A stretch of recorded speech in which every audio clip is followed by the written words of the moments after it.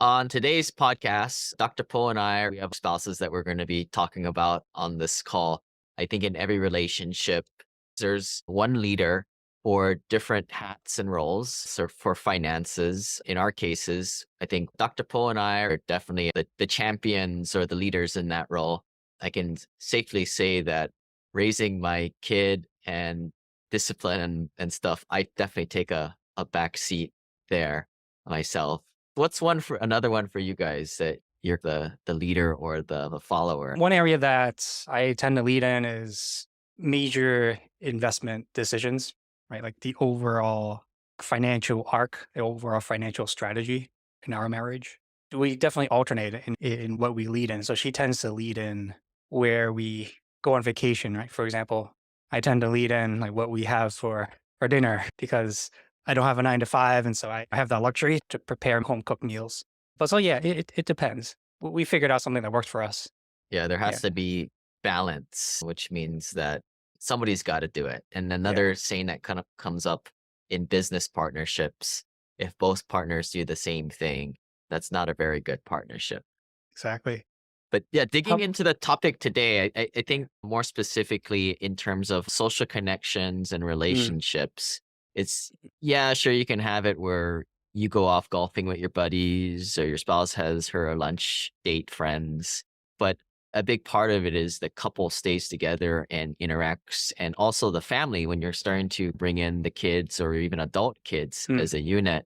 And every year we do like a retreat where we bring in investors. They're typically pretty high net worth, but a lot of times the same value systems, a lot of first generation millionaires. We've seen the value of interacting with people on the same trajectory and journey. Of course, you've got other friends that you might have went to high school or college with, or your coworkers. But in many cases, and I think especially finances, you may not be aligned on that same trajectory, especially mm, when you start to invest in things off the beaten path, like mm, alternative investments. The thing we wanted to dive in today was like specifically bringing the other spouse along and helping them or making it easier to introduce to other people in this type of world. I'll start off with the first tip here. The first thing is maybe you aren't responsible for this, but you can find the right people, the subset of ecosystems where you have the right quality or caliber of people because it starts off with their a big mistake a lot of people will make is they'll make their spouse go to that dingy real estate club where a lot of people are flat out broke there and getting started and you have a lot of multi-level marketer type of people and that's just not a good way to start the whole new exchange off with it on the wrong foot. It's like going to Burger King for a first date. But what do you got? What's on kind of your list there, Paul? Or what mistakes have you made? Because I think we learn more from mistakes than certainly, I've made plenty in my time. I'd say that we tend to run into trouble when each of us doesn't really understand the other person's inner world, I would say. And there's this concept of called love maps that the Gottman talk about. And essentially what that is having a really good idea about the people in your partner's life. And this goes both ways. People, interests, like what's on their mind. This includes like names of friends or names of colleagues and going beyond that, right? Why do you like to hang out with the people that you like to hang out with? And I've reflected back on when my wife really didn't want to hang out with certain people. And then I realized, oh, it's partly because she really doesn't know what's going on with these people. I didn't give her the background of who these people are, why I enjoy their company, why I'm friends with them. And then gradually learned that the more that I share, the more that I open up to her about people that I hang out with, why I like them, why I hang out with them, that she naturally takes more of an interest. And then we found that this goes both ways too. Yeah. are you saying like they made us do this at work one time where we write Mm. down all the people we interact with and then the little rings around them. Is that something you will do with your spouse and actually sit down and workshop this in a semi-formal setting like that? Nothing formal like that, I'd say, but be open about who I'm texting or who I'm on the phone with or who I'm catching up with and some of the things that we talk about, right? So especially I think this is especially important for a partner, just to be open, right? Like share what's on your mind, right? Share the things that you're enjoying doing, things that you don't enjoy. This way you each get to really build up that love map of each other in your minds. And I think that will naturally lend itself to each partner taking a bigger interest in the other person's inner world, right? Especially if you're giving more information and just Yeah. being open with the communication. I mean, That's been my experience. a couple examples come to mind. You Mhm. got that one buddy that your spouse may feel like you guys are Mhm. really good friends, Yeah. but it may act in reality be like, oh, yeah, no, we just like to hang out. It's nothing more. I actually enjoy talking to you more in depth than that dude, but it's fun dude to hang out with Yeah. once in a while. And then there's some interactions where you may not like the guy. It may be a little bit of a symbiotic relationship, but there's aspects of the relationships that you like. And I think like communicating that to your spouse, the reasons why is part of that. But I think a lot of times maybe there's a misalignment. They don't know which of Yeah. the Yeah. camps it is. It's a great opportunity to increase communication, right? And understanding between you and your partner. Yeah. It can be a little off-putting or a shock to them where they're like, you don't there's certain things about this person you don't like, or because I don't have to spend all my time with them like I do you. It's like you can somewhat pick and choose cafeteria style it a little bit, but a lot of times they just don't know, right? And Yeah, exactly. I find it cool to be able to talk to your partner about like, people in your life, right? And if someone's annoying you, then you get this other perspective, right? That you can talk about it, joke about it. You just get each other's worlds, right? And you can say things to each other that you might not be able to say to this friend's face or to your colleague's face, right? But to have somebody who still knows this person, that's pretty cool to be able to have someone you can confide in and just and speak your mind. yeah, and it very well may be like an unresolvable conflict where it's a friends that Hmm. they go back with a long time and you just Yeah. flat out are annoyed by them for some strange reason. But at least your spouse knows to limit your exposure to it. And at least maybe they take it as, well, you're trying and you get some brownie points that way too. I see this as a two-phase method where you eventually want to go deeper with certain people that I Hmm. think you and your spouse like, but before you even get there, the phase of dating and going to the right places, and this may mean going to group settings that whether that's of with close friends or within a workplace or church environment, place where it's like open world networking. This can be very daunting. And I think, I don't know, maybe I haven't been to one of these things in quite a while. There's really, I can't think of many other ways people over the age of 30 meet new people. Building these love maps, building this detailed and intimate knowledge of your partner's world. That can lead to a pretty beautiful thing where like you just build on understanding of each other and doesn't mean you have to like everyone that the other your partner hangs out with, but you get to understand their world. And that's I think that's the beauty of relationship is like everyone's different. And no, on top of that, it also presents a like a really good opportunity to find out, for example, why someone irks you, why someone rubs you the wrong way. Like, why? What is it with this person? Like, I can't stand this person, but what is it? And I think if it presents an opportunity to really get to figure out, okay, what's pressing your buttons, right? What's pressing my buttons? And if you grasp this opportunity, then you can figure out, oh, okay, why does this person rub me the wrong way? Oh man, it really reminds me of someone from my childhood or this the jerk uncle that I had or like a really mean aunt. And there's always a reason. So it's just grabbing this opportunity, using these challenges as like corridors to understand it.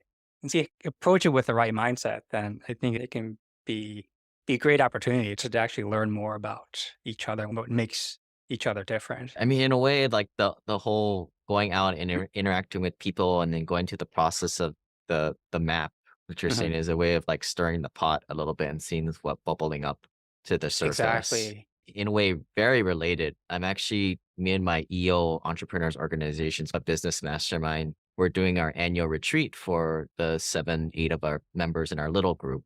Cool. And I'm in charge of designing the curriculum, the workshop time.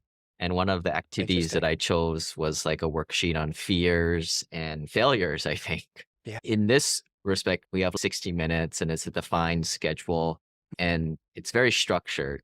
But in relationships, it tends to be a little bit more organic. We're not stuck at a hotel with each other for 2 days, intensive thing. So there's not really that motivation. But to go through these types of exercises. Mm, There's a reason why you do it and they have it in the program and to tell us to do it. But it's yeah. very rare that you sit down with your spouse and do these types of things.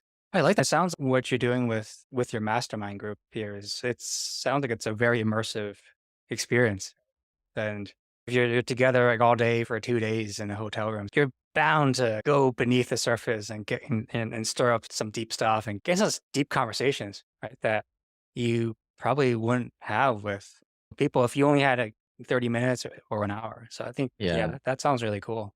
I guess that's what makes like relationships with your spouse a lot more difficult. Like what you said, why don't you like that person? To get to that, your core answer in your example, you would have had to really be on Mm, you, like asking you like yeah. questions 3, 4, 5, 7 times. Why? If not, you would have never gotten there. Yeah, but I think this format that you're talking about, I think couples can learn a lot from it, right? And I think this is something that my wife and I have also learned firsthand is that when we schedule like a date lunch or date night, we found that a lot of times we it's still not enough time to go deep beneath the surface because what we end up talking about initially is we all want to talk about things that happen in our day. I'll listen to her talk about stresses at work or whatnot and you have to go through those topics first and run those into the ground before you dive like into much deeper topics. So we learn from that. It's far better to schedule date weekends away, right? Where it's like your mastermind. It's where it's at least 2 days, right? Yeah. Because then, And there's a formula to it too, right? Like yeah, the escalation of it. I mean, foreplay in a way. Like my first activities are like icebreakers and they yeah, get a little bit more serious. And then the middle day goes the next level. And then by the yeah, third day, you've escalated up to you're able to tackle the bigger rocks at that point. But I think you can get there. I think it helps if you have both partners who's aware of this problem that we're talking about. You may not necessarily know how to do it, but both can guide each other there. It's harder when typically one spouse, the person listening to this podcast, listens to 50, 100 podcasts and is self-aware of this stuff, and the other one does not, right? They watch yeah, Friends all day long.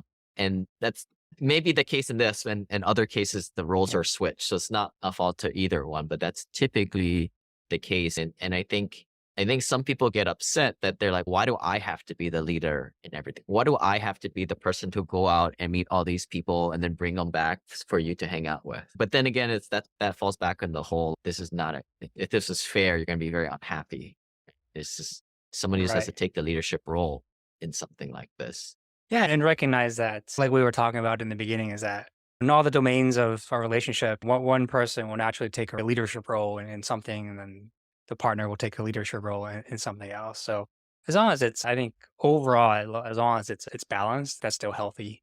Yeah, The last time you guys went out and met some new folks, what worked well and maybe what didn't? Assuming after you've yeah, done the mapping and you had the pre-talks, I think that's what it yeah. allows. It gets this Mm. out in the open so you're both aware. But all right, you're on the field now, right? You're out there. What kind of Yeah, so it's funny you asked it because I'm thinking about retreats that you've hosted, and I remember the first time that my wife went. Both of us expected her to be lying by the pool or by the beach, doing her own thing. I'd be with the group jamming and learning, and then we would just reconvene at night. But credit to her, she went to the first event, and then she ended up actually going to all the events, and it ended up clicking for her. Wow, these are really cool people.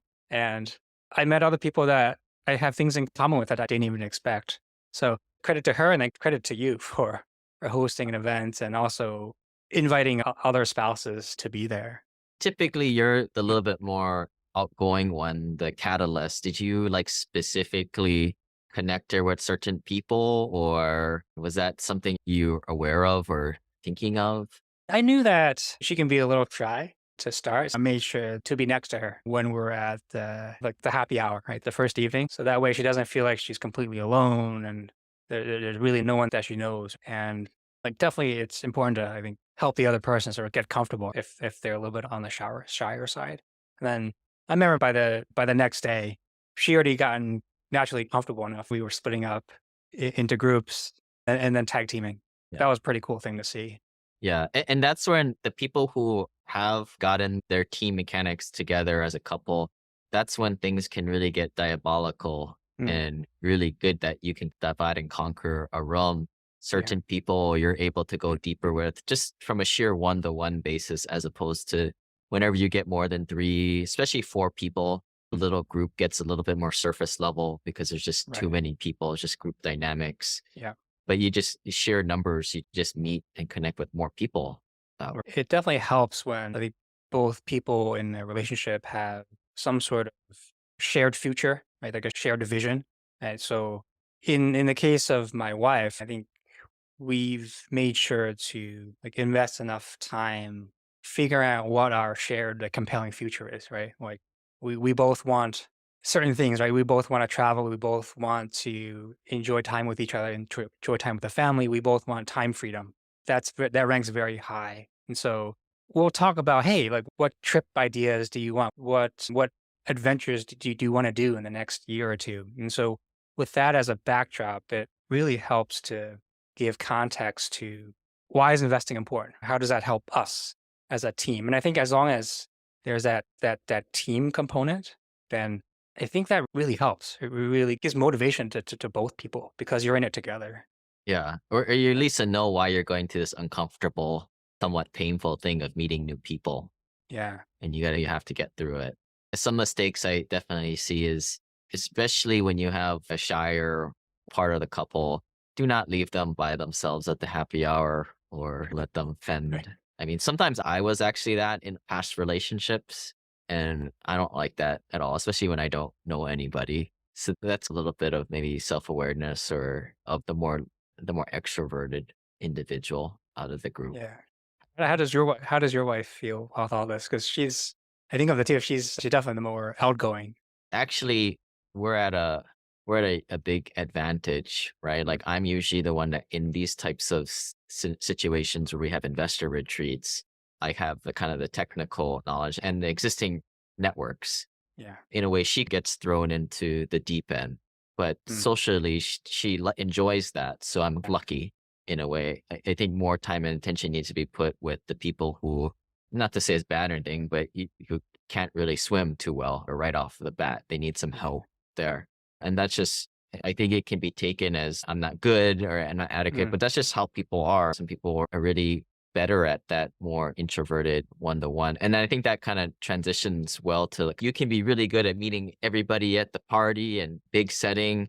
But to me, I think where it guides towards is expanding on those, taking 20 people and expanding on three to five of them, maybe, or whatever magic number that is. right.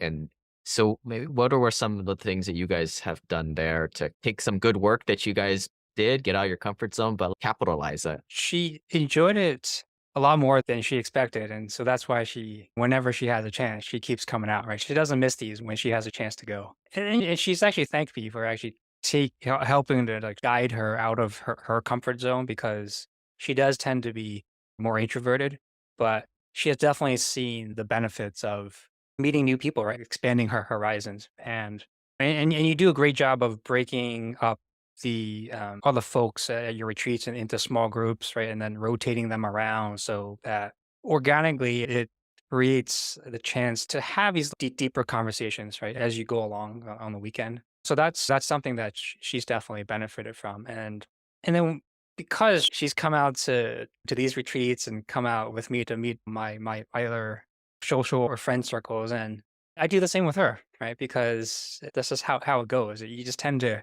reciprocate, and then you tend to be interested in all the people that you're all interacting with, and that in the end is it's a really nice thing. Other things I've seen people do is, you make that contact, and then that's how we have cell phones. That's why we have Mm, video calls.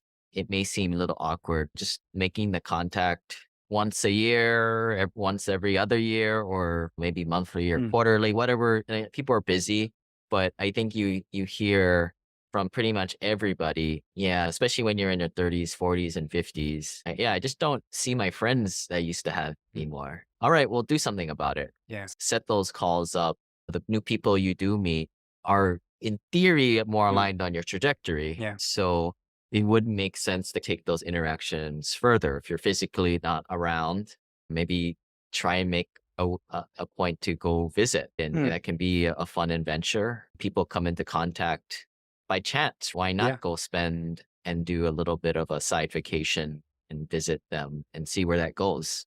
It didn't work out, didn't change. At least it was an experience. Yeah, it's learning to embrace the unknown a bit because you don't know who you're gonna meet, you don't know where these relationships are gonna go, but if you don't even put yourself in the game, then nothing's gonna happen.